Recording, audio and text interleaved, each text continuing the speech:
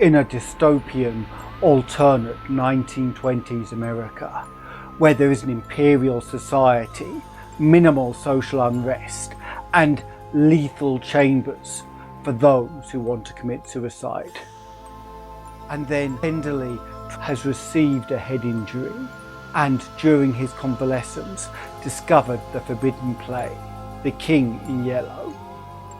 The head injury changes him, and he slowly descends into madness, believing he is in the world of the King in Yellow and an heir to Hastur himself. Having created himself a grand delusion, and with the aid of the strange and disturbing Mr. Wilde, he plots to force his cousin Louis to relinquish the imaginary title so he can take the crown himself. All in The Repairer of Reputations, the first story in the King in Yellow series by Robert W. Chambers. Link to part 1 above. To help us grow, please like, subscribe, and be sure to click the bell. But just as importantly, comment and share. The algorithm must be fed, and comments are one of its favourite meals. You might want to help guide our explorations of the strange, dark and terrible by joining the Eldritch Order on Discord. You can via our Patreon or YouTube, coming soon. We release 3 episodes a week, 2 live streams that chat guides the story on, and complete versions when a story concludes. In part 3, Hildred looks at his secret treasure, then goes to meet his cousin Louis. For now, it's time to enter the Cave of Chronicles.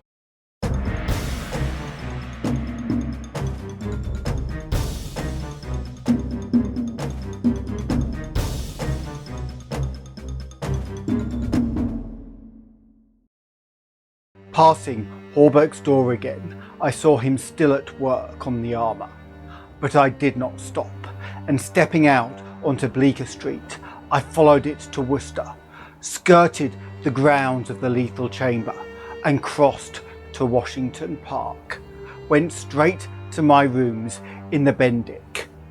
Here I lunched comfortably, read the Herald and the Meteor, and finally went to the steel safe in my bedroom and set the time combination.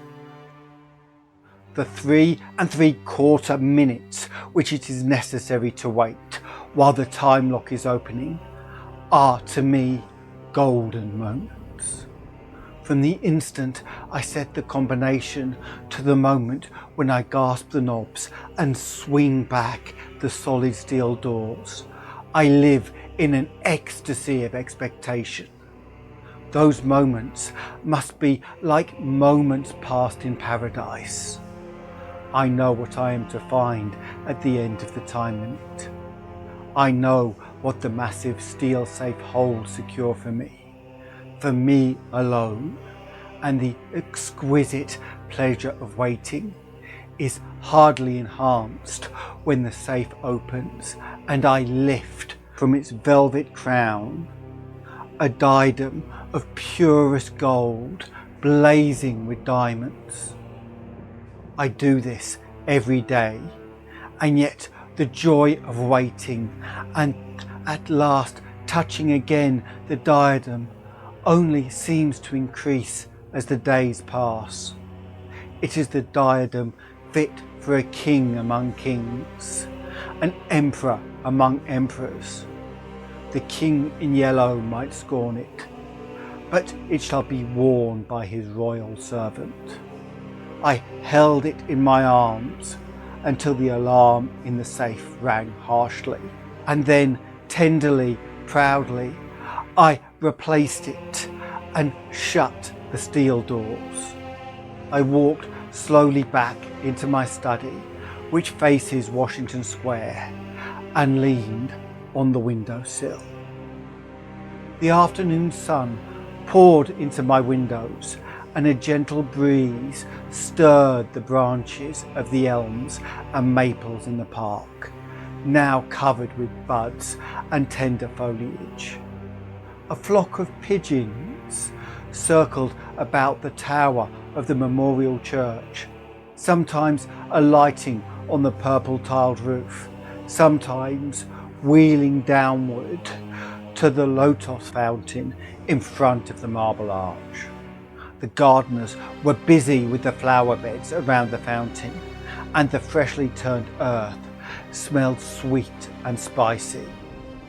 A lawnmower drawn by a fat white horse clinked across the green sward, and watering carts poured showers of spray over the asphalt drives. Around the statue of Peter Stuyvesant, which in 1897 had replaced the monstrosity supposed to represent Garibaldi, children played in the spring sunshine, and nurse girls wheeled elaborate baby carriages with a reckless disregard for the pasty-faced occupants, which could probably be explained by the presence of half a dozen trim dragoon troopers languidly lolling on the benches. Through the trees, the Washington Memorial Arch glistened like silver in the sunshine, and beyond, on the eastern extremity of the square, the grey stone barracks of the dragoons and the white granite artillery stables were alive with colour and motion. I looked at the lethal chamber on the corner of the square opposite. A few curious people still lingered about the gilded iron railings, but inside the grounds the paths were deserted. I watched the fountains ripple and sparkle. The sparrows had already found this new bathing nook, and the basins were covered with the dirty, feathered little things. 2 or 3 white peacocks picked their way across the lawns, and a drab-coloured pigeon sat so motionless in the arm of one of the fates that it seemed to be part of the sculptured stone. As I was turning carelessly away, a slight commotion in the group of curious loiterers around the gates attracted my attention. A young man had entered and was advancing with nervous strides along the gravel path which leads to the bronze doors of the lethal chamber. He paused for a moment before the fates, and as he raised his head to those 3 monstrous faces, the pigeon rose from its sculptured perch, circled about for a moment, and wheeled to the east. The young man pressed his hand to his face, and then, with an undefinable gesture, sprang up the marble steps. The bronze doors closed behind him, and half an hour later, the loiterers slouched away, and the frightened pigeon returned to its perch in the arms of fate. I put on my hat and went out into the park for a little walk before dinner. As I crossed the central driveway, a group of officers passed, and one of them called out, "Hello, Hildred," and came back to shake hands with me. It was my cousin Louis, who stood smiling and tapping his spurred heels with his riding whip. "Just back from Westchester," he said. "Been doing the bucolic milk and curds. You know, dairy maids in sunbonnets who say how and I don't think when you tell them they are pretty. I'm nearly dead for a square meal at Delmonico's. What's the news?" "There is none," I replied pleasantly. "I saw your regiment coming in this morning." "Did you? I didn't see you. Where were you?" "In Mr. Wilde's window." "Oh, hell," he began impatiently. "That man is stark mad. I don't understand why you..." He saw how annoyed I felt by this outburst and begged my pardon. Really, old chap, He said, I don't mean to run down a man you like, but for the life of me, I can't see what the deuce you find in common with Mr. Wilde. He's not well bred, to put it generously. He is hideously deformed. His head is the head of a criminally insane person. You know yourself, he's been in an asylum. So have I. I replied calmly. Louis looked startled and confused for a moment, but recovered and slapped me heartily on the shoulder. You were completely cured, he began, but I stopped him again. I suppose you mean that I was simply acknowledged to never have been insane. Of course that's what I meant. He laughed. I disliked his laugh because I knew it was forced, and I nodded gaily and asked him where he was going. Louis looked after his brother officers, who had now almost reached Broadway. We had intended to sample a Brunswick cocktail, but to tell you the truth, I was anxious for an excuse to go and see Hallberg instead. Come along, I'll make you my excuse. We found old Hallberg, neatly attired in a fresh spring suit, standing at the door of his shop and sniffing the air. I had just decided to take Constance for a little stroll before dinner, he replied to the impetuous volley of questions from Louis. We thought of walking in the park terrace along the North River. At that moment, Constance appeared and grew pale and rosy by turns as Louis bent over her small gloved fingers. I tried to excuse myself, alleging an engagement uptown, but Louis and Constance would not listen, and I saw I was expected to remain and engage old Hallberg's attention. After all, it would be just as well if I kept my eye on Louis, I thought. And when they hailed a Spring Street horse car, I got in after them and took my seat beside the armourer. The beautiful line of parks and granite terraces overlooking the wharves along the North River, which were built in 1910 and finished in the autumn of 1917, had become one of the most popular promenades in the metropolis. They extended from the Battery to 190th Street, overlooking the Noble River and affording a fine view of the Jersey Shore and the Highlands opposite. Cafes and restaurants were scattered here and there among the trees, and twice a week military bands from the garrison played in the kiosks on the parapets. We sat down in the sunshine on the bench at the foot of the equestrian statue of General Sheridan. Constance tipped her sunshade to shield her eyes, and she and Louis began murmuring a conversation which was impossible to catch. Old Hallberg, leaning on his ivory-headed cane, lighted an excellent cigar, the mate to which I politely refused, and smiled at vacancy. The sun hung low above the Staten Island woods, and the bay was dyed with golden hues reflected from the sun-warmed sails of the shipping in the harbour.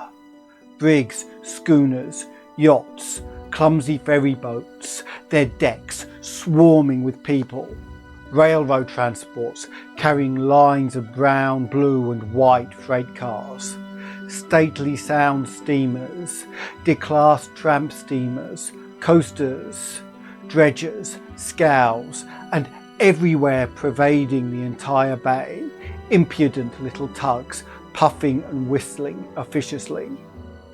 There were craft which churned the sunlit waters as far as the eye could reach. In calm contrast to the hurry of sailing vessels and steamer, a silent fleet of white warships lay motionless in midstream. Constance's merry laugh aroused me from my reverie. What were you staring at? she inquired. Nothing. The fleet. I smiled. Then Louis told us what the vessels were, pointing out each by its relative position to the old red fort on Governor's Island. That little cigar-shaped thing is a torpedo boat, he explained. There are 4 more lying close together. They are the Tarpon, the Falcon, the Sea Fox, and the Octopus.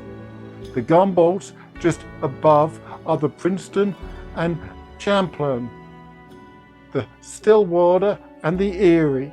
Next to them lie the cruisers Fargo and Los Angeles, and above them the battleships California and Dakota and the Washington, which is the flagship. Those 2 squatty-looking chunks of metal which are anchored there off Castle William are the double-turreted monitors, Terrible and Magnificent. Behind them lies the ram Osceola. Constance looked at him in deep approval with her beautiful eyes.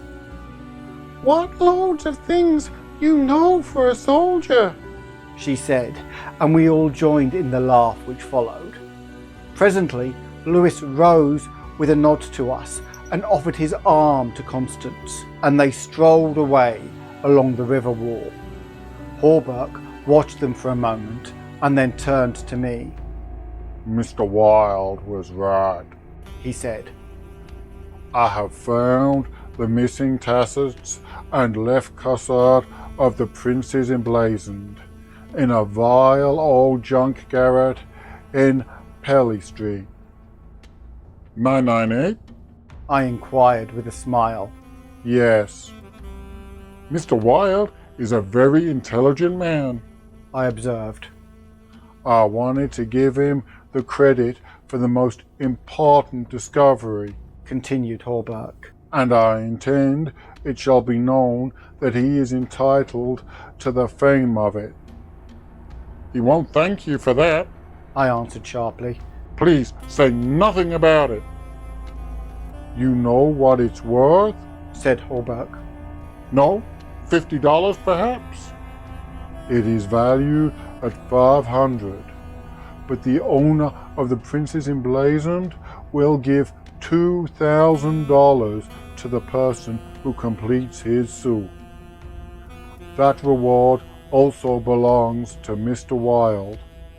He doesn't want it. He refuses it. I answered angrily. What do you know about Mr. Wilde? He doesn't need the money. He is rich, or will be richer than any living man except myself. What will we care for money then? What will we care, he and I, when what? Demanded Hawberk, astonished. You will see, I replied, on my guard again. He looked at me narrowly, much as Dr. Archer used to, and I knew he thought I was mentally unsound.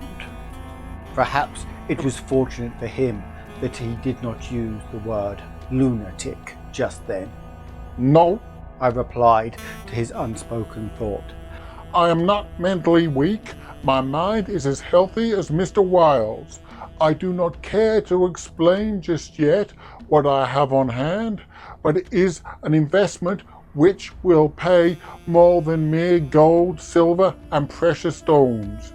It will secure the happiness and prosperity of a continent. Yes, a hemisphere.